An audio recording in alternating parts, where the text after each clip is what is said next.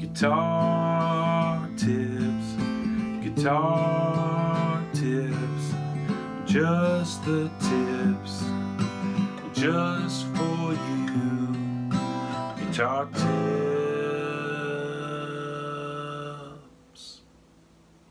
Hello and welcome to Guitar Tips and Guitar Tips Pro. My name is Adam Levy, and this is my weekly video blog series. Thanks for tuning in. Most weeks here on Guitar Tips and Guitar Tips Pro, I will think of an idea that I want to talk about, something about the guitar, and I'll shed whatever insight I can, and that's how it goes most weeks here. But once in a while I will do a question and answer episode, and I like to do those because it really helps me connect with you. Helps me appreciate what's on your mind, what you are challenged by, what you are inspired by, and what you're curious about. So please keep your questions coming, and I will be doing these episodes once in a while. Okay, so are you ready for a question? And are you ready for an answer? If so, let's get started. So this comes from Christopher Jones, who actually I got to meet recently. I was on a tour playing a show in Hickory, North Carolina, and this nice, tall fellow comes up to me after the gig, and he's got a Guitar Tips t-shirt on, and it really tickled me to see that. I send a lot of Guitar Tips t-shirts out into the world, and I don't know where they go. I know where they go because I'm the guy that goes to the post office and addresses the envelopes. But you know what I mean. You send them out into the world, and people are wearing them or not wearing them or whatever. It really tickled me to be so many miles from home and meet somebody wearing a Guitar Tips t-shirt. So hey Chris, it was nice to meet you. So here's the question.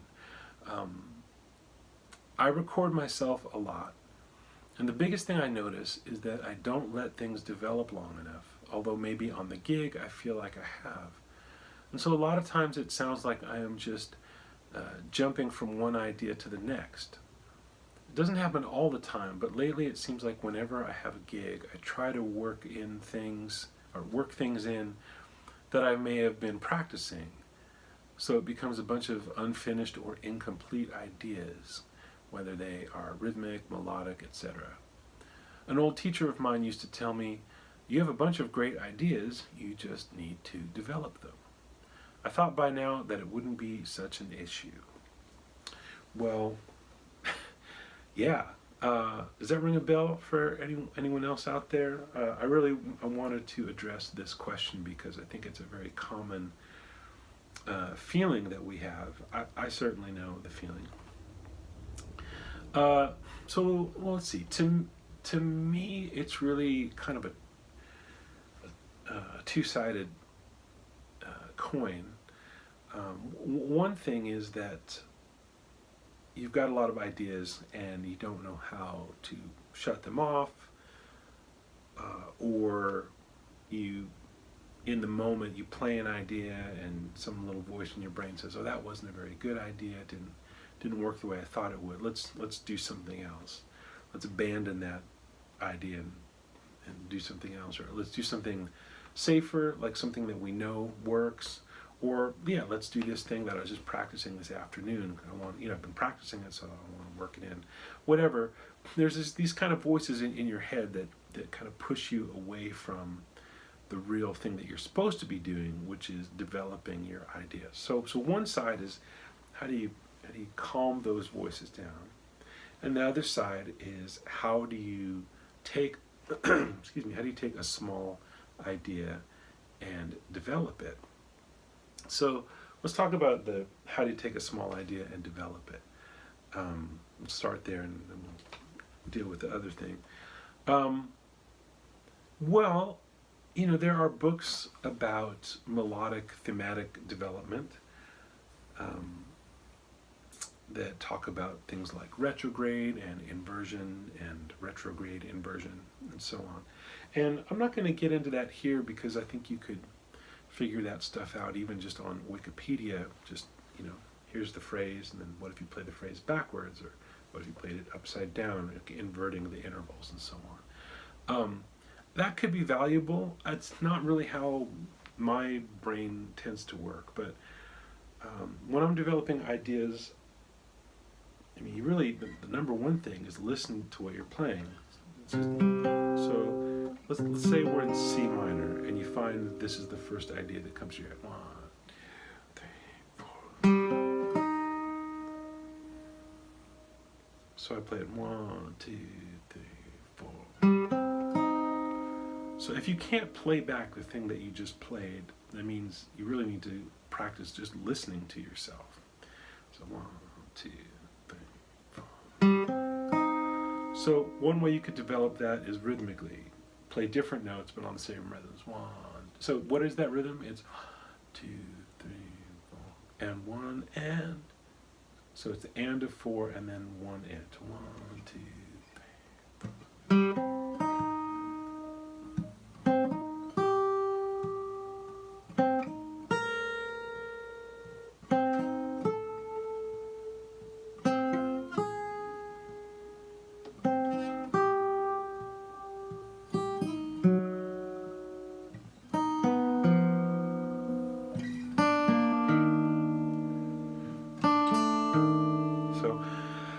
I'm just thinking about the rhythm and some imaginary set of chord changes. I wasn't playing a particular tune necessarily, but just kind of typical ways that the chords sometimes move.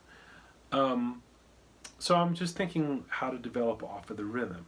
Another thing is just, so that's a fourth and a third. So I could keep improvising with fourths and thirds. 2, 3, 4.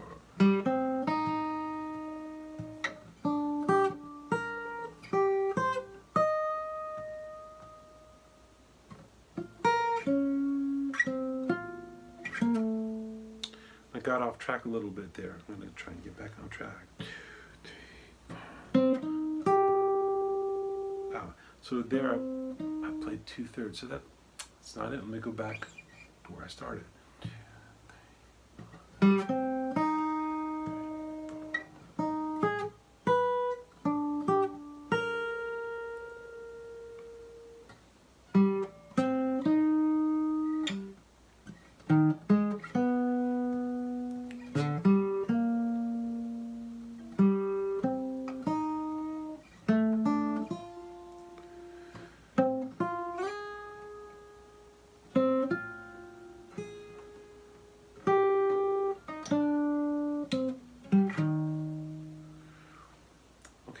So I ended there, kind of going backwards. There's a fourth and a third. So maybe I am doing some retrograde and inversion. I don't know. I just try not to be too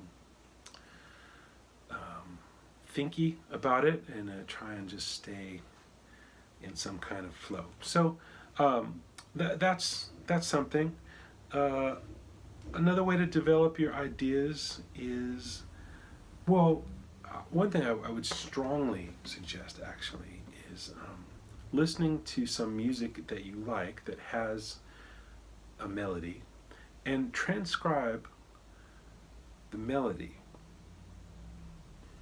Even if it's, doesn't have to be a complicated song. It could be a very simple song. It could be whatever your favorite song is. And actually write it out. And I think it can help to demystify this whole idea that melody is this complicated thing. Quite often, if you look at a vocal melody from a song that you love, whatever it may be, once you actually can see the whole thing laid out, you can see that melody is developed usually loosely. It's not always systematic, because remember, in a song there's words, and there's harmony, and there's a lot of stuff going on. So the idea that the only thing that's developing in the moment is melody is not really true.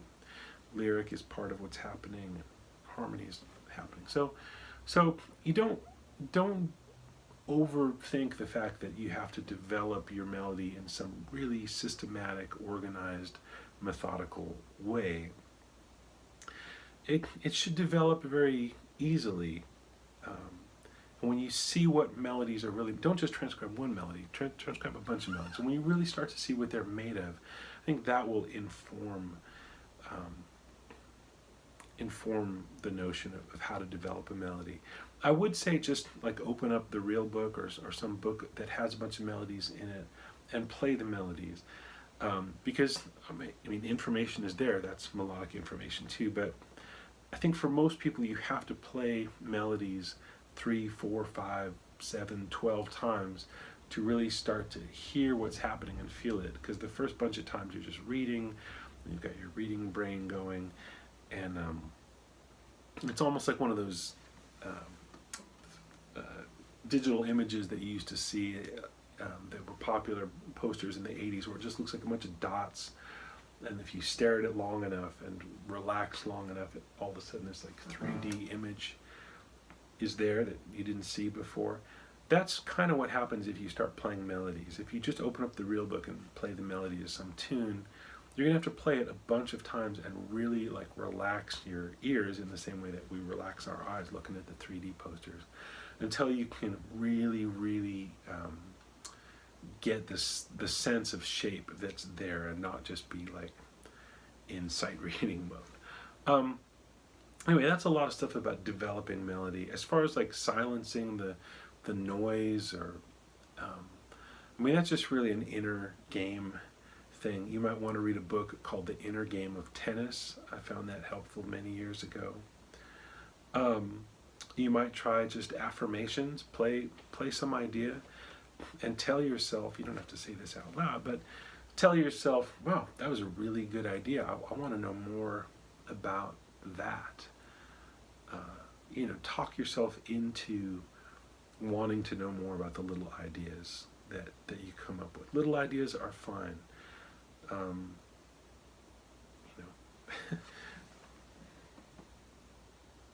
Beethoven. Is that really a great idea? I don't know that that's the world's greatest idea, but he made something really cool out of it. So if you improvise this,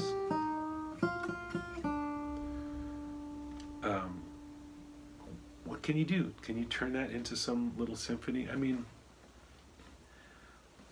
head stuff is really hard, but when in doubt, think about the actual melody of the song that you're improvising over. I presume that that's what we're talking about, Chris. And your question is like, you're improvising over a tune. So if the tune has a melody, always keep that melody going in the back of your mind. It's how you know where you are in the form. It's how you know what notes are important, over this C minor chord. Is that the important note, or is that the important note, or who knows? It could be any note. It gives you a sense of shape and up and down. So that thing that you always hear, and it's almost a cliche, but it really is true. Just think of the melody. Always think of the melody. Always think of the melody. Don't worry about what the changes are. Changes don't matter. You heard it here, folks. Changes don't matter. Think about the melody. Always think about the melody. Okay. Was that helpful, Chris? Was that helpful, everyone else? I sure hope so. Chris has the right idea for sure. He says he's recording himself a lot. That, I presume that means he's recording gigs, he's recording rehearsals, he's recording practice sessions. You should do that. It's the only way you can really know what you really sound like. If you're just going by what it feels like in the moment that you're doing it, you're missing a lot. So record yourself and listen back and see what's really going on. So if you're watching on my Guitar Tips YouTube channel, that's all I'm going to talk about for this tip. Keep it simple. One question, long-winded answer, which I hope is helpful. If you want to dig into some other stuff and find out what other people are thinking about, and hear whatever insights that I can offer on those questions, then you need Guitar Tips Pro. It's just down there, just super simple. Sign up. It's easy to do. And what can I say? You get more. You get more. Okay.